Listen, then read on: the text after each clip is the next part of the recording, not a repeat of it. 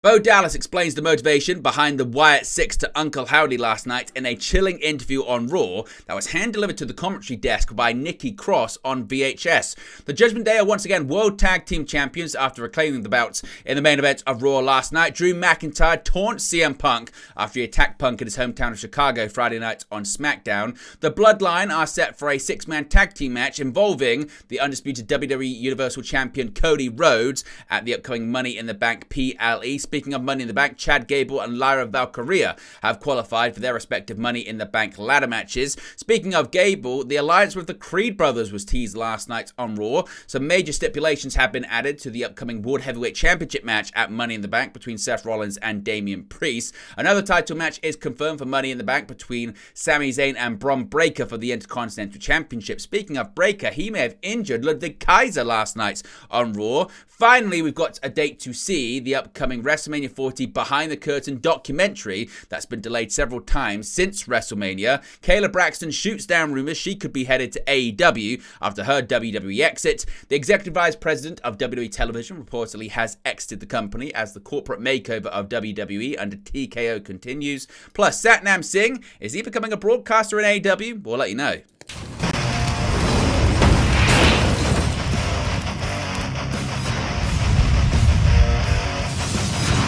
Hey guys, welcome back to Wrestling News 365. Hope everyone is doing very well. As always, plenty of news stories to get into in the world of professional wrestling. Let's start off talking about Uncle Howdy, the Wyatt 6, and Bo Dallas last night. Many people were excited heading into Raw to find out more details about the faction that debuted / returned last week. The Wyatt 6 resident Abby the Witch, formerly known as Nikki Cross, hand-delivered a message to the WWE Universe from Uncle Howdy and Bo Dallas on Raw, all while giving Chad Gable another scare.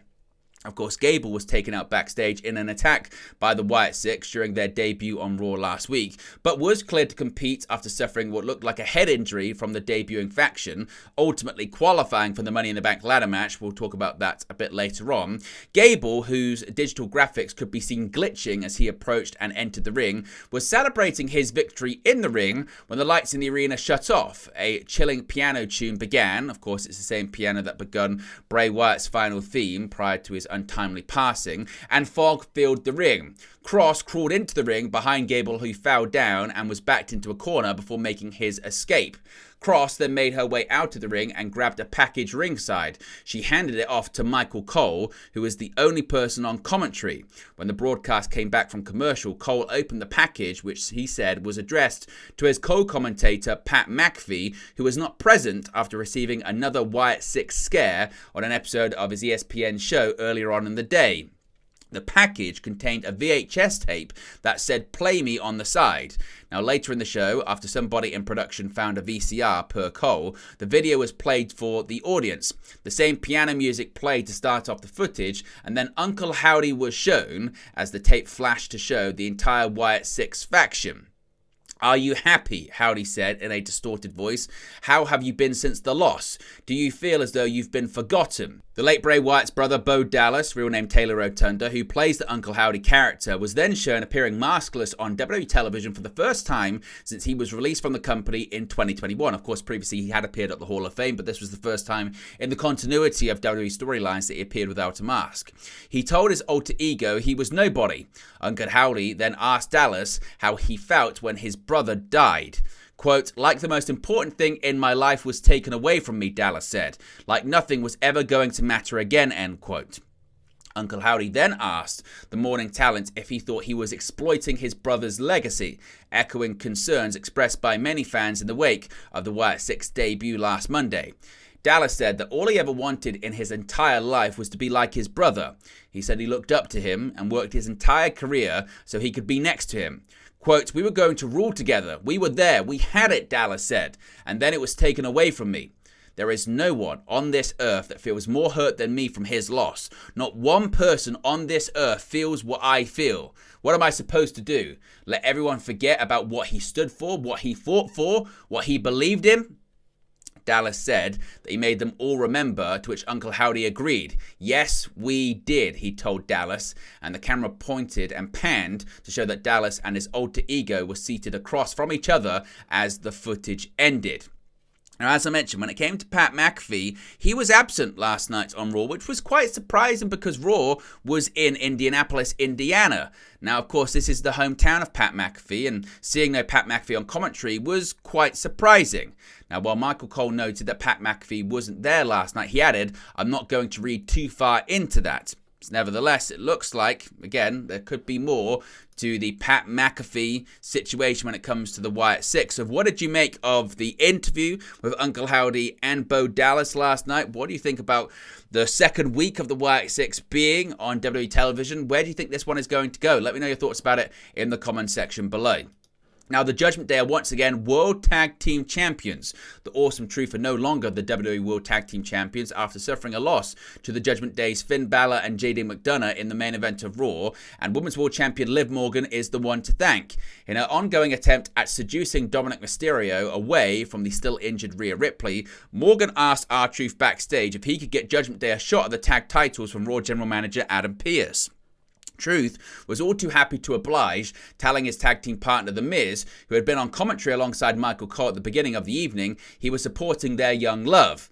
Mysterio and Carlito were ringside for Judgment Day during the match, and Morgan came down the ramp to be present as well. Miz seemed to have the match won at one point with the skull-crushing finale, but Carlito put JD McDonough's leg on the bottom rope. Mysterio was knocked down at ringside, and Morgan ran around to help him before Braun Strowman's music hit. The big SOB ran down and ran off Mysterio and Carlito, but Morgan remained at ringside. Truth hit a 5-knuckle shuffle on both McDonough and Balor, but Morgan got up on the apron to distract him. She gave Truth a big hug and then dropped him neck first on the top rope while the referee's back was turned. Balor went to the top rope and hit a coup de grace on Truth for the victory. Balor and McDonough carried their new tag team gold up the ramp and stood with Morgan triumphantly on the stage as Raw went off the air. So what do you think this is going to be when it comes to this ongoing storyline involving Liv Morgan and the Judgment Day? Well, we've actually got a bit more of an insight on that too. Rhea Ripley, of course, she was the one put on the shelf by Liv Morgan. When could she be coming back to pick up where she left off with the Women's World Champion? Well, Rhea Ripley before SummerSlam, that's the internal hope from WWE, according to Sean Ross Sapp of Fightful Select. The dominant Rhea Ripley was sidelined in April with a shoulder injury that forced her to vacate the Women's World Championship. However, she's been constantly referred to and referenced on WWE television by Liv Morgan and the Judgment Day, setting the table for when she does return. Now, there had been reports that Rhea Ripley wasn't scheduled for SummerSlam. However, WWE sources had indicated that they have things constructed that Ripley can slide in and return to the program whenever she's ready, even in a non-wrestling capacity. Now, there have already been discussions internally about her being involved in the world title program upon her return, as that would be logical considering that's where she left off. However, a WWE source that Sean Ross Sapp of Fightful spoke with said that the story available at the time of her return will dictate what program she's in, as many creative decisions have been made in her absence that still involve her. Now, Fightful say they've not been told if there are any active creative plans in order or if the company has inquired with Ripley, only that there was a hope that she could appear on screen at least in some capacity ahead of SummerSlam if all went well. Now, given what happened last night on Raw, do you think we're going to see Ripley ahead of SummerSlam? Let me know your thoughts about that one too. Now, Drew McIntyre, he has taunted CM Punk last night on Raw, following his beatdown of CM Punk in Chicago on Friday's episode of SmackDown. Just days after saying he quit the company on last week's Raw, Drew McIntyre appeared Monday night on Raw to taunt his arch nemesis.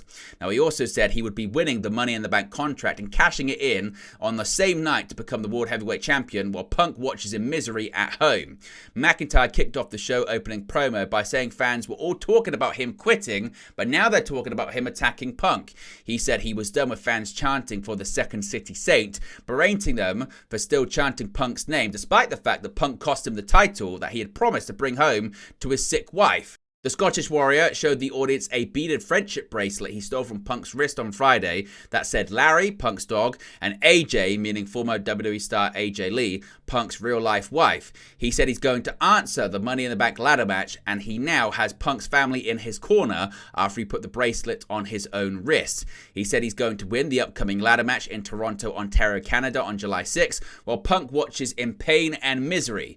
Despite saying he's going to win the ladder match and declaring for it, McIntyre has not yet won a qualifying match as of this recording, but the match has been officially announced for next week's episode of Raw. Now, speaking of Money in the Bank, a big six-man tag team match has been confirmed for the upcoming PLE. During Monday's episode of Raw, a six-man tag team match was announced for the Money in the Bank event on July 6. Randy Orton, Kevin Owens, and undisputed WWE Champion Cody Rhodes will take on three members of the Bloodline, though it's not entirely clear which three, as the graphic put out by WWE shows all four current members, that being Solo Sikoa, Tama Tonga, Tonga Loa, and the newly debuted Samoan werewolf Jacob Fatu.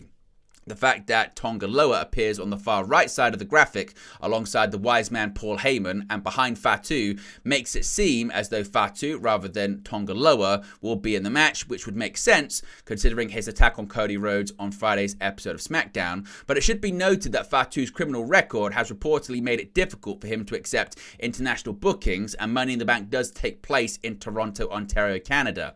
Now, Owens has been feuding with the Bloodline since the early days and now has backup in the form of Orton and Rhodes, both of whom have had their own run-ins with the group. With former undisputed WWE Universal Champion Roman Reigns currently out of the picture, Solo Sikoa has been christened as the current head of the table. Tama Tonga and Tonga Loa have since joined the ranks and have been respectively anointed the right-hand man, replacing Jey Uso, and the infamous. Now, that six-man tag team match joins the card, which is actually rapidly expanding, which we'll get to in just a second. Now, speaking of Money in the Bank, Chad Gable and Lyra Valkyria have qualified for their matches at Money in the Bank. Monday's Raw did a lot of work towards filling out the card for Money in the Bank's next Saturday, including adding two more wrestlers to the titular ladder matches. The first two Money in the Bank qualifying matches saw Lyra Valkyria take on Shayna Baszler and Kairi Sane. All three women were determined to earn their spots, continually breaking up each other's pin attempts. Baszler attempted the Kirifuda clutch several times to no avail after Valkyria escaped Baszler's finisher. Sane hit an insane elbow to Baszler from the top rope. Valkyria then took advantage, hitting the Nightwing on Sane for the victory. She joins a field that currently consists of Io Sky and Chelsea Green. Chad Gable, meanwhile, was initially removed from his qualifying match with Braun Strowman and Bronson Reed following the shocking backstage attack by the Wyatt Six. But during SmackDown on Friday, Adam Pearce, the Raw general manager, posted a video announcing that Gable was back in the match. During the qualifier, it looked like Strowman had the upper hand until the Judgment Day came out to gang up on him, forcing him up the ramp. With the referee powerless under the triple threat rules, Gable hit a moonsault off the top rope on Reed to win the match and qualify for the Money in the Bank.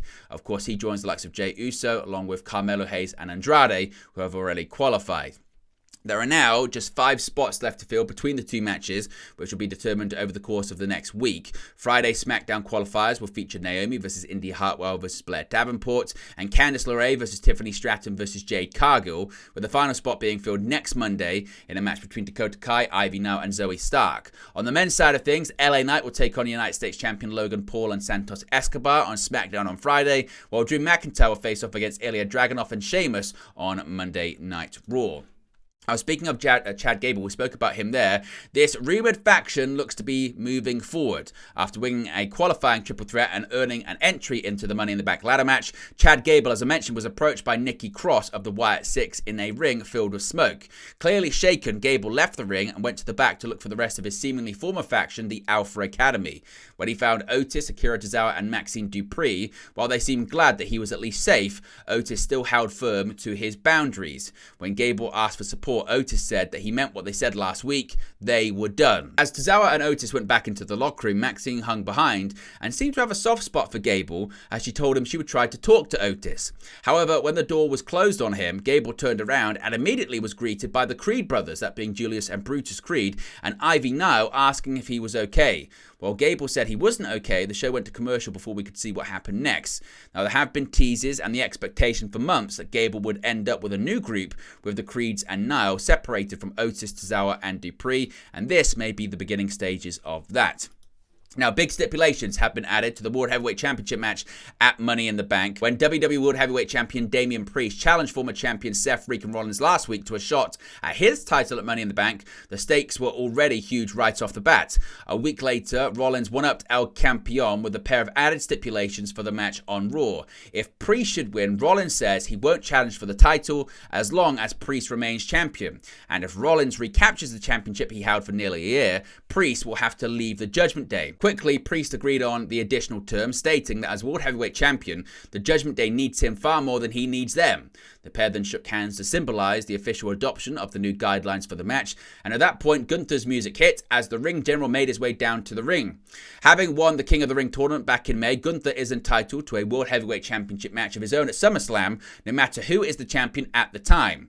According to the record-setting former Intercontinental Champion, the opponent won't matter, with Gunther telling Priest and Rollins, may the better man win in their upcoming match, but when the time comes for his own challenge, either one of them will be the lesser man. Now, speaking of title matches, the Intercontinental Championship match is set for Money in the Bank. Since ending the aforementioned Gunther's historic Intercontinental title reign at WrestleMania, Sami Zayn has been every bit a fighting champion, with 4 successful title defenses in the time since. His next defense will come in his home country of Canada at Money in the Bank in Toronto, where he'll be staring across the ring at a rabid dog in Bron Breakker, as made official on Raw by General Manager Adam Pearce. Breakker incensed at consistent interference in his matches of late, and likely a little sore after getting his head just about kicked off by Sheamus, who interrupted his match with Ludwig Kaiser, banged on Pearce's door and demanded a shot at Zayn's IC title.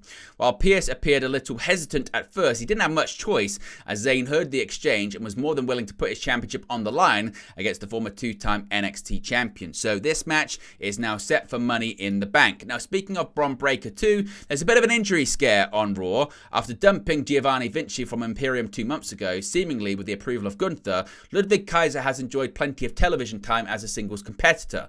Unfortunately, there are concerns that Kaiser was injured during his match with Bron Breakker on Raw last night.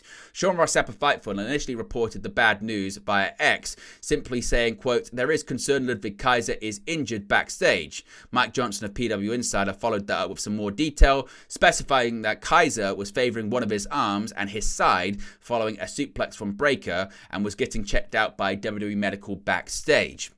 The match between Kaiser and Breakker was particularly intense, with Breakker hitting an impressive Frankensteiner and looking to press slam Kaiser out of the ring, but the latter escaped. Breakker set Kaiser up for a spear into the ring steps, but he sidestepped it and sent Breakker hard into the ring steps instead. At that point, Kaiser looked to be taking a page from Breakker's book, running around the ring to get after Breakker before he was intercepted by Sheamus, who hit him with a bro kick. That wasn't totally clear as to when Kaiser was injured. The segment ended with Breakker spearing Sheamus, while Kaiser was perched over his head, sending both men hard into the floor.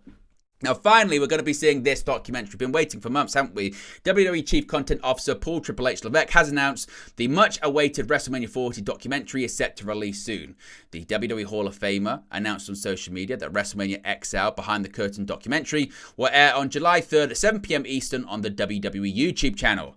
Now, the documentary will likely primarily focus on the story between the Bloodline, The Rock, Cody Rhodes and Seth Rollins, and how the promotion decided to change things around in the lead-up to WrestleMania 40. This eventually led to the match between Cody Rhodes and Roman Reigns on night 2 of WrestleMania 40, with Rhodes coming out on top.